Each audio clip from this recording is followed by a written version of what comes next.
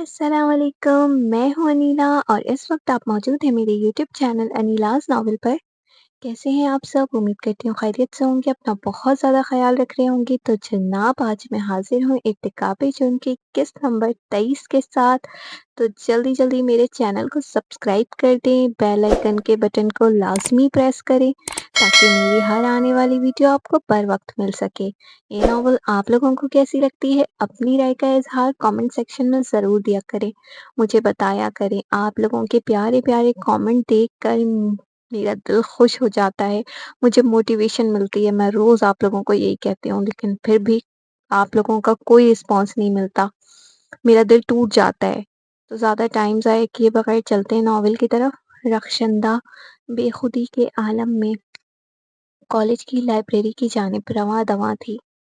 ख़यालों में गुम नज़रों को झुकाए वो राहदारी अबूर कर रही थी कि अचानक सामने से आते एक शख्स से टकरा गई।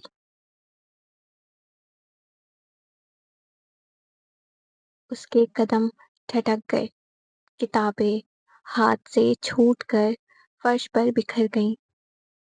उसने चौंक कर सर उठाया, निगाहें उस चेहरे पर जा ठहरी जो कुछ पल पहले ही उसके दिलो-दिमाग में हलचल मचाए हुए थे। वही शख्स, वही चेहरा, वही पुरअसरार मुस्कुराहट लिए नौजवान, जो जैसे लम्हा भर को उसकी धड़कनों का महवर बन गया था। अ आप? रक्षंदा ने हिचकिचाते हुए सवाल किया, जैसे अपने सामने खड़े वजूद पर यकीन न आ रहा हो। जी, मैं आपके कॉलेज का नया ट्रस्टी हूँ, उसने नर्म लहजे में मुस्कुराते हुए कहा।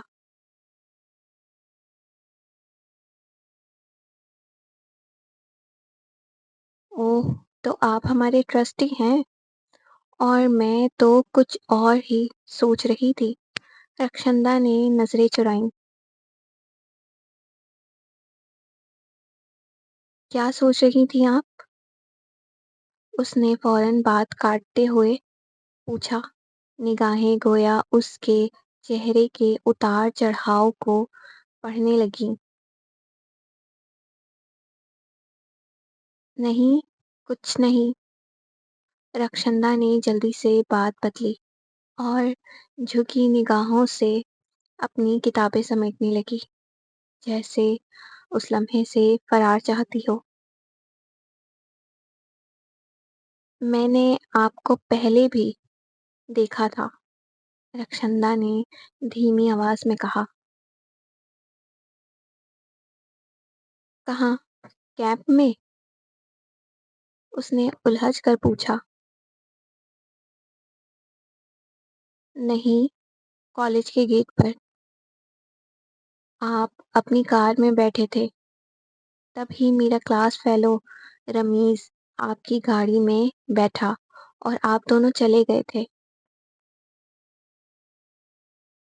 ओह! रमीज़, वो तो मेरा छोटा भाई है, उसने मुस्कुरा कर जवाब दिया। क्या? रमीज़ आपका भाई है? रक्षंदा हैरत से बोली, जैसे कोई छुपी हुई गुत्थी सुलझ गई हो। दोनों राहदारी की ठंडी फर्श पर बैठे थे। आसपास सन्नाटा छाया हुआ था। रक्षंदा ने नरमी से नजरें झुकाईं और अपनी किताबें समेटने लगी। उसने जैसे ही किताब पर हाथ रखा, ऐन उसी लम्हे उस नौजवान ने भी अपना हाथ आगे बढ़ाया। गैर इरादी तौर पर रक्षंदा का नर्म और नाजुक हाथ उसके हाथ की मजबूत गिरफ्त में आ गया। एक लम्हे के लिए दोनों चौंक गए। फिज़ा में एक अजीब-सी खामोशी छा गई।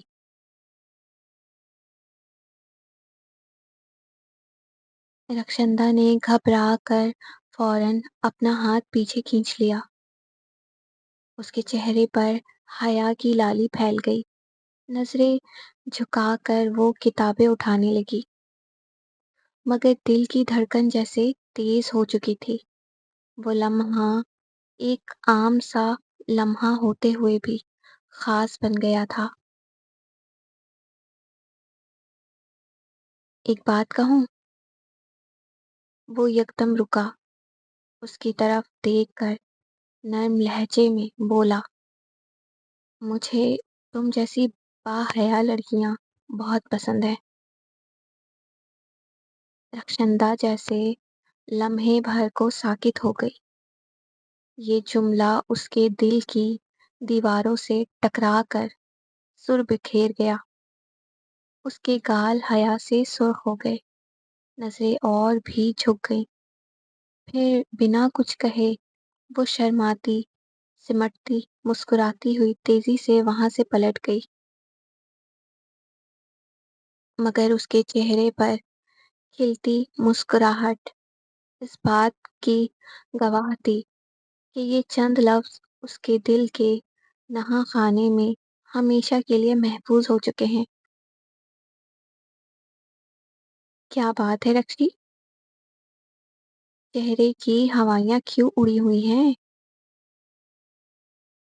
فضا نے شرارت بھرے لہجے میں چھیڑا۔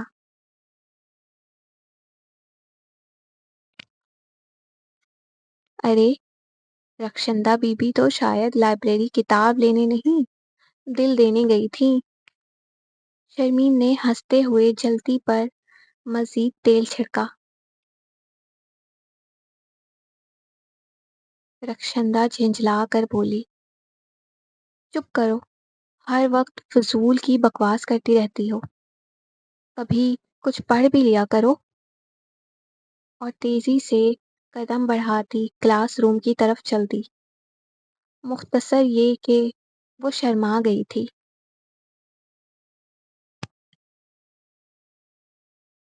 وہ کلاس روم میں آ کر اپنی نشست پر بیٹھ گئی، مگر اس کے چہرے پر پھیلی سرخی شرم اور شرارت کی آمیزش لیے سب کچھ کہہ رہی تھی جو زبان چھپا گئی تھی۔ وہ رخساروں نے بے نقاب کر دیا تھا۔ وہیں فضا اور شرمین کی شوخ باتوں نے شیحان کے دل میں ایک انکہی بے چینی بھر دی تھی۔ وہ راہداری میں ٹرسٹی اور رخشندہ کو ایک ساتھ دیکھ چکا تھا۔ دونوں کی نظریں، وہ لمحہ، سب اس کے ذہن میں گردش کر رہا تھا۔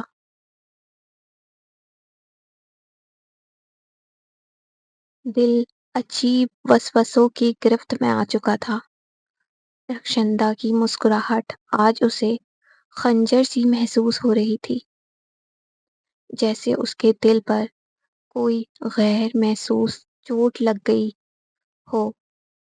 وہ کچھ سمجھ نہیں پا رہا تھا، مگر دل گواہی دے رہا تھا کہ کچھ تو بدل رہا ہے، اور وہ تبدیلی اسے کھو دینے کا احساس دے رہی تھی۔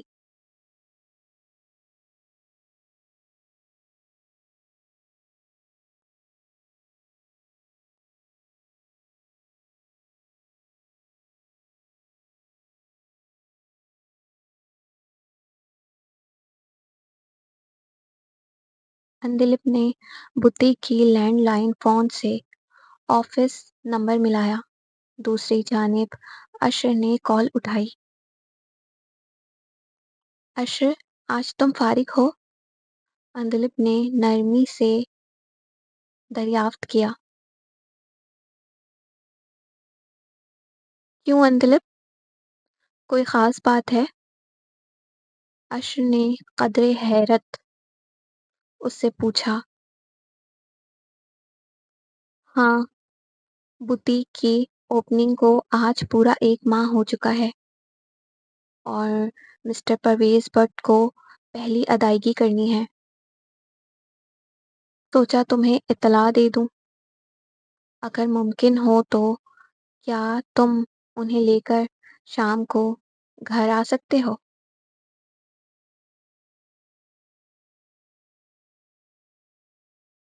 अशर चंद लम्हे खामोश रहा, फिर मुस्कुराते हुए बोला, ओह, मुबारक हो। मैं तो बिल्कुल भूल ही गया था। ठीक है, मैं मिस्टर परवेज़ भट्ट को साथ लेकर शाम 7 बजे आ जाऊँगा। शुक्रिया अशर, एंदलिप ने दिल से कहा।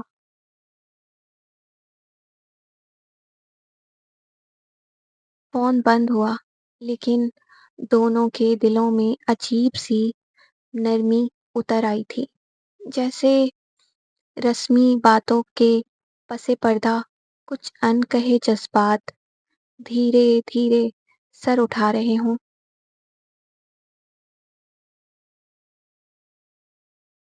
फ़ोन बंद होते ही अशर कुछ लम्हे यूं ही खामोश बैठा रहा। अंदिलिप की आवाज़ उसके दिल में गूंज रही थी,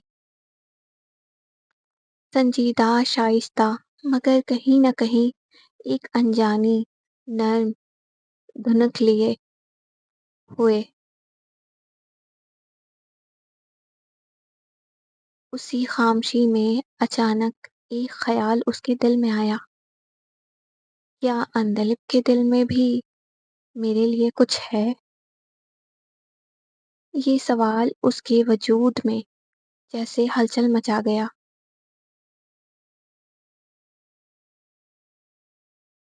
अशर के लबों पर हल्की सी मुस्कुराहट उभरी, जैसे किसी मासूम शरारत का इरादा हो।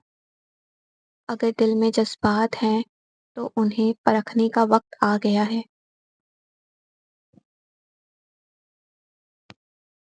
इसी सोच के तहत उसने एक मंसूबा तरतीब देना शुरू किया, एक ऐसा प्लान जो अंदलिप के जज्बात को बेनकाब कर सके, बिना कुछ कहे, बिना सवाल किए, बस खामोशी से। वो जानना चाहता था कि जिस रिश्ते की डोर वो दिल से थामना चाहता था, क्या उसका दूसरा सिरा अंदलिप के दिल से भी बंधा है?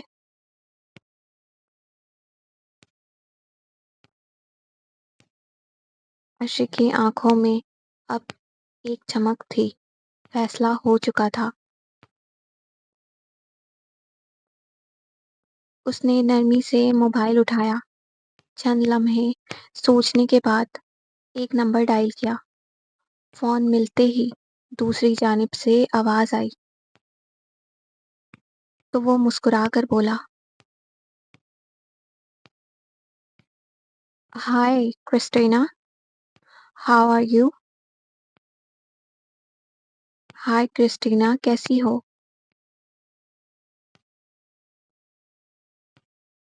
फिर लम्हा भर रुका और हल्के लहजे में बोला, क्लब में बता दो, आज अश्र वाजिब क्लब आएगा।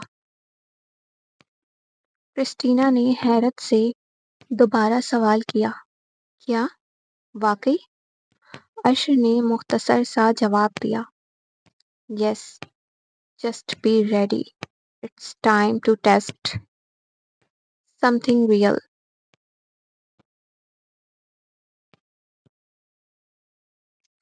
और फिर उसने फ़ोन बंद कर दिया, चेहरे पर पुरस्कार मुस्कुराहट के साथ खेल शुरू हो चुका था।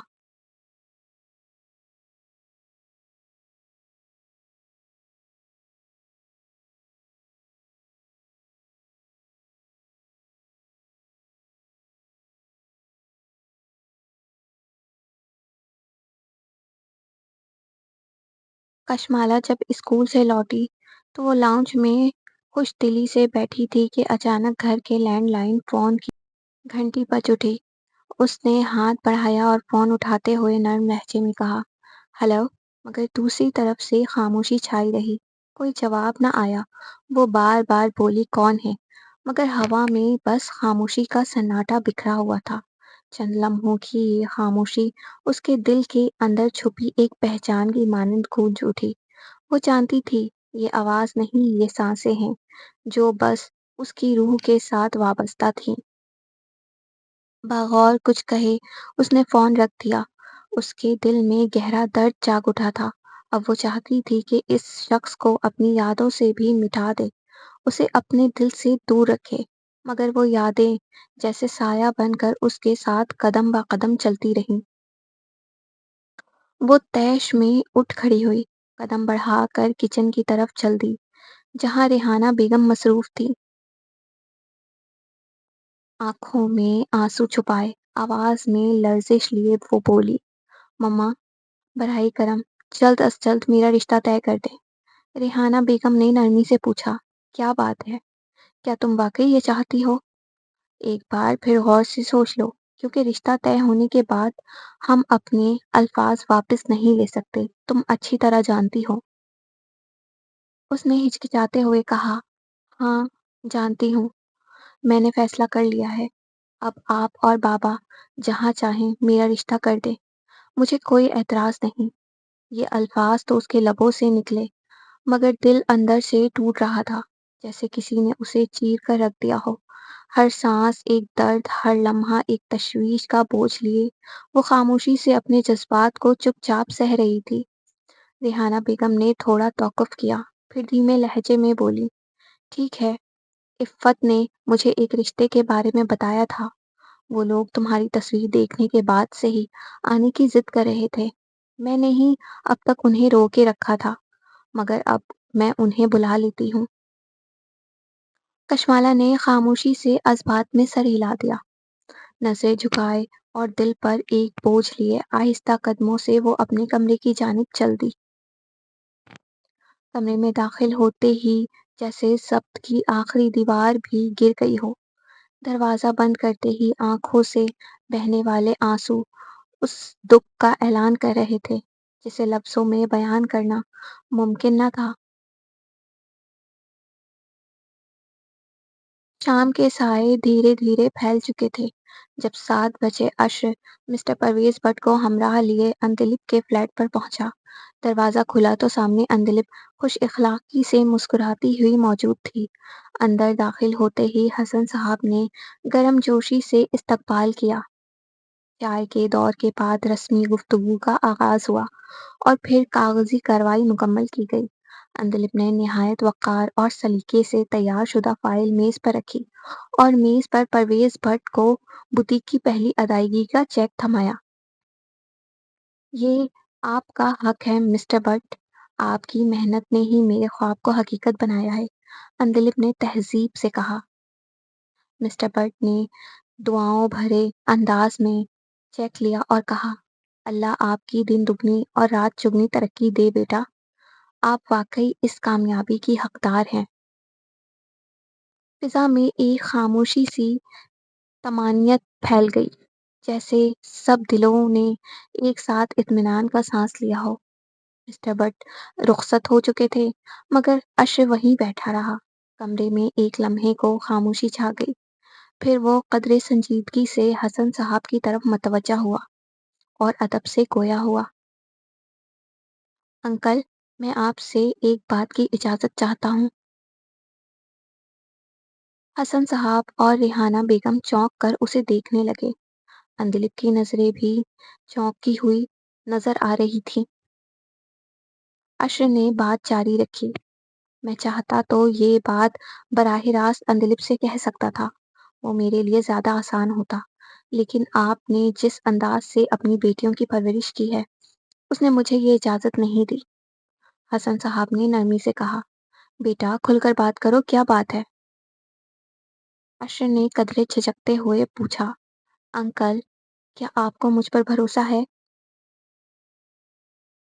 حسن صاحب نے فوراً کہا، یقیناً بیٹا، مجھے تم پر پورا بھروسہ ہے، مگر تم مجھے الجھن میں ڈال رہے ہو، صاف بات کرو۔ عشر نے گہرا سانس لے کر کہا، انکل، آج اندلپ نے اپنی بوتیک کی پہلی قسط ادا کی ہے۔ اس خوشی میں میں چاہتا ہوں کہ آج رات اسے اپنے ساتھ ڈنر پر لے جاؤں، کیا میں ایسا کر سکتا ہوں؟ یہ سن کر ریحانہ بیگم اور اندلپ دونوں چونک گئے، جبکہ حسن صاحب نے لمحہ بھر اندلپ کے چہرے کو دیکھا۔ حسن صاحب اور ریحانہ بیگم یکایک زور سے ہنس پڑے۔ حسن صاحب نے مسکراتے ہوئے کہا، ارے بیٹا، بس اتنی سی بات! تم نے تو ہمیں لمحہ بھر کے لیے ڈرا ہی دیا تھا۔ ہم سمجھے نہ جانے کیا معاملہ ہے۔ ریحانہ بیگم نے بھی نرمی سے کہا، بیٹا، خوشی کا موقع ہے اور تمہاری نیت بھی صاف ہے۔ تم دونوں اچھے دوست ہو، ضرور لے جاؤ اسے۔ ہماری دعائیں تم دونوں کے ساتھ ہیں۔ حسن صاحب نے اندلپ کی طرف دیکھتے ہوئے کہا، چلو بیٹا، تیار ہو جاؤ، تمہاری محنت کی پہلی ٹریٹ ہے، اس لمحے کو خوشی سے مناؤ۔ اندلپ کی نظریں جھکی تھیں، مگر لبوں پر ہلکی سی مسکراہٹ چپکے سے آ ٹھہری، دل جیسے بے اختیار دھڑک اٹھا تھا۔ اشر نے شوخی بھرے انداز میں مسکراتے ہوئے کہا، تم جلدی سے تیار ہو جاؤ، جب تک میں آنٹی کے ہاتھوں کی ایک اسپیشل کافی پی لیتا ہوں۔ اندلپ نظریں جھکائے ہلکے سے اذبات میں سر ہلا کر اپنے کمرے کی طرف بڑھ گئی۔ ریحانہ بیگم نے نرمی سے مسکرا کر اشر کو دیکھا تو وہ بھی تکلفی سے بولا، کیوں آنٹی، ملے گی نا آپ کے ہاتھ کی اسپیشل کافی؟ ہاں ہاں ہاں، ریحانہ بیگم نے محبت بھرے لہجے میں کہا، کیوں نہیں بیٹا، تم جیسے سعادت مند بچوں کے لیے تو دل سے دعا بھی نکلتی ہے اور خوشبودار کافی بھی۔ پھر وہ اٹھ کر کچن کی طرف بڑھ گئیں اور اشر کی مسکراہٹ مزید گہری ہو گئی۔ اندلپ نے نرمی سے الماری کھولی اور مرون رنگ کی ویلوٹ کی میکسی نکال کر نگاہ محبت سے اسے دیکھا۔ پھر جیسے ہی وہ واش روم کی جانب بڑھی، اس کے چہرے پر ایک حسین سی دلکش مسکراہٹ بکھر گئی، جو دل کی کسی گہری خوشی کی غمازی کر رہی تھی۔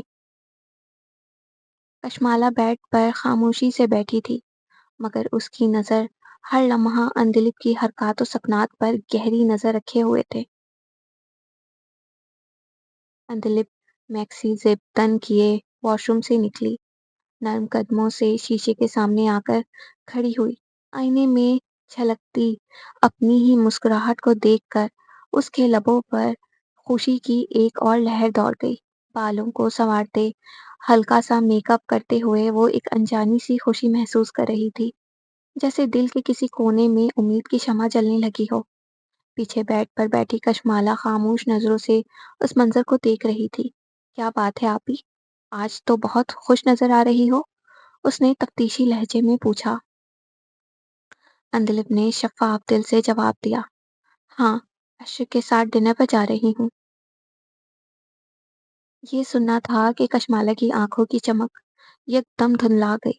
وہ سنجیدہ لہجے میں بولی، آپی، محتاط رہنا، دل کو قابو میں رکھنا، میں نہیں چاہتی جو میرے ساتھ ہوا وہ تمہارے ساتھ ہو۔ کشمالہ کی بات جیسے لمحہ بھر میں اندلپ کی روح پر بجلی بن کر گری، چہرے کی مسکراہٹ ماند پڑ گئی، دل کی دھڑکن جیسے رک سی گئی۔ جس دل نے برسوں بعد کسی کی آہٹ محسوس کی تھی، وہ ایک پل میں پتھر ہو گیا۔ اس کی نگاہیں آئینے میں خود کو تکنے لگی، مگر اب وہ خوشی نہیں تھی، بس ایک ٹھہراؤ تھا، اداسی کا، خود سے کیے وعدے کا۔ نہیں، میں اب دل کو کبھی آزاد ہونے نہیں دوں گی، اس نے دل میں سوچا۔ میں اپنے دل کو محبت کی اجازت کبھی نہیں دوں گی۔ اور پھر اس نے اپنے دل کا دروازہ ہمیشہ کے لیے بند کر دیا۔ اندلپ کچھ ہی دیر میں تیار ہو کر آئی تو اشر ٹھٹک سا گیا۔ مرون رنگ کی نرم و لطیف ویلوٹ میکسی اس کے سراپے پر یوں سج رہی تھی جیسے شام کی سرخی کسی پہاڑی جھیل پر اتر آئے۔ ہلکا سا میک اپ، نہایت سلیقے سے بندھی زلفیں اور نازک سی ایئر رنگ جو ہر جنبش پر جیسے ہوا سے ہم کلام ہوتے۔ اس کا چہرہ حیا کی لطافت سے دمک رہا تھا، آنکھیں خاموش مگر پر اثر، جن میں ایک ادھورا خواب پلکوں کے گوشے سے جھانکتا محسوس ہوتا۔ अर्श की निगाह जैसे उस पर ठहर गई हो। लम्हा भर को वो सब कुछ भूल बैठा, ना वो वक्त का होश रहा, ना बातों का तसलसल। वो फ़कत अंधलिप को देखता रहा, जो उस लम्हे किसी कदीम शायरी की मुकम्मल तस्वीर लग रही थी। मोहब्बत, वक़ार और हया की हसीन इम्तिज़ाज।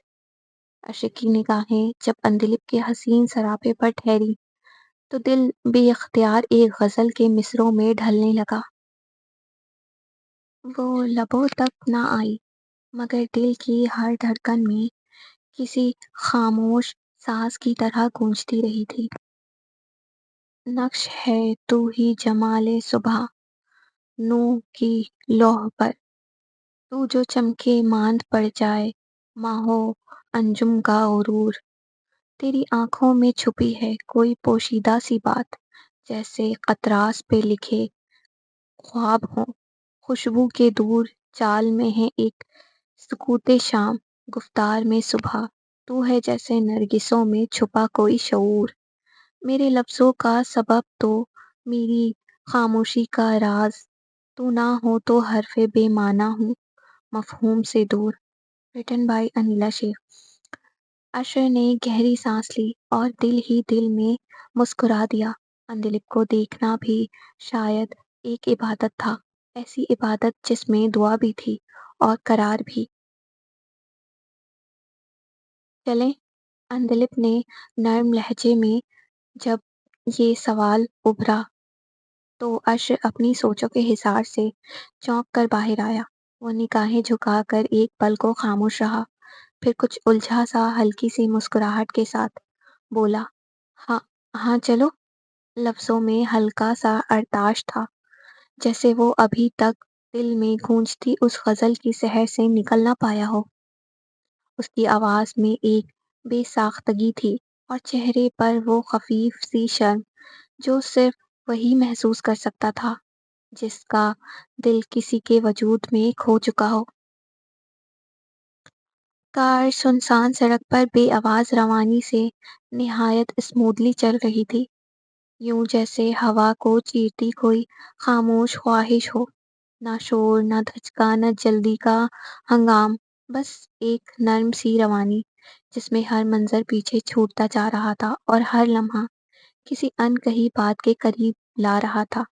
दोनों साथ बैठे थे, मगर दरमियान की फ़िज़ा में एक ऐसी खामोशी छाई हुई थी, जो कहने सुनने से बालातर थी।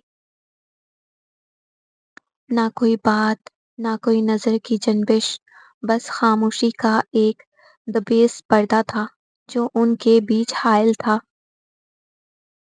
अशर कभी बेसाख्ता सामने देखता, कभी कुन आँखियों से अंधलिप को, जो अपनी उलझनों में गुम खिड़की से बाहर तेज़ दौड़ते मंज़रों में कुछ तलाश कर रही थी। अल्फाज तो गुम थे, लेकिन दिल दोनों के दिल मद्धम धड़कनों के साथ एक दूसरे की सुनवाई में मसरूफ़ थे। ये हम कहाँ आ गए? हम तो डिनर करने जा रहे थे ना? कार को कराची के मशहूर और मारूफ नाइट क्लब के दरवाजे पर रुकता देखकर अंधलिप ने कदरे हैरत और नागवारी से पूछा। अशर ने हल्की मुस्कुराहट के साथ जवाब दिया, हाँ बिल्कुल, डिनर ही करेंगे, लेकिन उससे पहले मुझे यहाँ अपने कुछ दोस्तों से मुख्तसर सी मुलाकात करनी है। अंधलिप के चेहरे पर नागवारी वाज़ेह थी। अशर, मैं ऐसी जगहों पर ना कभी गई हूँ, ना जाना चाहती हूँ। ये मेरी तबीयत और तरबियत के खिलाफ है। अशर ने नरमी से उसकी जानिब देखा। अंधलिप, प्लीज़, बस थोड़ी देर की बात है। मैं वादा करता हूँ कि तुम्हें किसी नाखुशगवार लम्हे का सामना नहीं होगा। चंद मिनट सिर्फ। अंधलिप ने एक गहरी सांस ली, नजरें चुराकर शीशे से बाहर देखा और फिर बादल नौख्वास्ता सर हिला दिया। ठीक है, सिर्फ थोड़ी देर। अशर के चेहरे पर हल्की सी इत्मीनान भरी मुस्कुराहट उभरी, जैसे वो कह रहा हो कि ये कदम अंधलिप के इम्तिहान का पहला जीना है। اندلپ نے جیسے ہی کلب کے اندر قدم رکھا، اس کا دل ایک انجانی گھٹن سے بھر گیا۔ چاروں جانب رنگین روشنیاں، تیز موسیقی کی دھمک اور شراب کے نشے میں جھومتے، بے باک اداؤں سے ناچتے لڑکے اور لڑکیاں، جن کے جسم پر تہذیب اور حیا کا کوئی نشان نہ تھا، صرف بے حیائی میں ڈوبا ہوا بے آہنگ لباس۔ یہ منظر اس کی آنکھوں کے لیے اجنبی اور روح کے لیے اذیت ناک تھا۔ اس کی نظریں بے اختیار جھک گئیں، دل میں ایک کپ کپی سی دوڑ گئی، قدم من بھر کے ہو گئے، جیسے وہ کسی غیر مرئی بندش میں جکڑ دی گئی ہو۔ اس کی سانسیں جیسے کسی انجان خوف میں الجھ گئیں۔ دل نے چیخ کر کہا، یہ جگہ تمہاری نہیں ہے۔ لیکن وہ خاموش رہی، عشر کے ساتھ وعدے کا بوجھ لیے بس آگے بڑھتی رہی۔ اچانک ایک لڑکی، جس کا لباس نزاکت سے زیادہ بے باکی کی حدوں کو چھو رہا تھا، بل کھاتی ہوئی قدموں سے آگے بڑھی اور بلا جھجک عشر کے گلے آ لگی، جیسے برسوں کی شناسائی ہو۔ ہیلو مائی لو، وہ خمار آلود لہجے میں بولی، اور عشر کا ہاتھ پکڑ کر اسے اپنے ساتھ کھینچنے لگی۔ تماشائی نظروں کے بیچ موسیقی کی تیز دھمک میں لپٹی ہوئی اس بے باک حرکت نے فضا میں مزید بیگانگی گھول دی۔ عشر نے پلٹ کر اندلپ کی طرف دیکھا، ہونٹوں پر کچھ کہنا چاہا، مگر موسیقی کی شوریدہ سر آواز نے ہر صدا کو بے معنی کر دیا۔ میرے ساتھ چلو، وہ کہہ رہا تھا، مگر اندلپ کچھ سن نہ سکی۔ وہیں ساکت کھڑی اپنی مٹھیاں بے اختیار مسلتی ادھر ادھر دیکھتی، بھیڑ کے بیچ خود کو تنہا محسوس کرتی رہی۔ ایسا لگ رہا تھا جیسے اس شور و غل میں بھی اس کی سماعت صرف دل کی دھڑکن سن رہی تھی، جو تیز ہو رہی تھی، بے ترتیبی سے، بے بسی سے۔ اوہ عشر ڈارلنگ، تم کلب کیوں نہیں آتے؟ کرسٹینا نے مخمور لہجے میں کہا، اور ناز و انداز سے اپنے بازو اس کے گلے میں حمائل کر دیے۔ عشر نے ناپسندیدگی سے اس کی جانب دیکھا، پھر نہایت سنجیدگی سے بولا، کیونکہ مجھے یہ سب پسند نہیں ہے کرسٹینا۔ یہ کہتے ہوئے اس نے اپنے کندھے سے اس کے بازو آہستگی مگر واضح بیزاری سے ہٹا دیے۔ اس کے بعد وہ بے قراری سے ادھر ادھر نظریں دوڑانے لگا، چہرے پر ایک اندیکھی پریشانی در آئی، آنکھوں میں بے چینی تھی۔ اف، اب یہ اندلپ کہاں رہ گئی؟ اس نے کلب کے چاروں اطراف کا جائزہ لیا، دل کی دھڑکن یکدم تیز ہو چکی تھی۔ میرا تو سارا منصوبہ خاک میں مل گیا، وہ دل ہی دل میں بڑبڑایا۔ میں نے سوچا تھا کہ یہاں جب وہ مجھے کرسٹینا کے ساتھ دیکھے گی تو میں اس کے چہرے پر جلن، بے چینی یا کوئی بھی جذبہ نمودار ہوگا تو میں سمجھ جاؤں گا کہ وہ میرے لیے بھی کچھ محسوس کرتی ہے، لیکن اب وہ نظر ہی نہیں آ رہی، نہ ہی اس ہجوم میں کہیں اس کی پرچھائی تھی۔ عشر نے مٹھیاں بھینچ لی، آنکھوں میں غصے اور بے بسی کا امتزاج اتر آیا۔ پتہ نہیں کہاں چلی گئی، مجھ سے روٹھ کر یا خود سے، یا شاید اس ساری حرکت سے دل برداشتہ ہو کر۔ پل بھر میں خوش فہمی کا شیشہ چکنا چور ہو گیا، اور اس کی ساری چال ایک خالی کمرے کی گونج بن کر رہ گئی۔ آج کے ایپیسوڈ کا اختتام ہوا، تو آپ لوگوں کو یہ ایپیسوڈ کیسی لگی؟ اپنی رائے کا اظہار کامنٹ سیکشن میں ضرور دیجیے گا، مجھے انتظار رہے گا آپ لوگوں کے پیارے پیارے کامنٹ کا۔ ملتا ہے نئے ایپیسوڈ کے ساتھ، اپنا خیال رکھیے گا، اللہ حافظ۔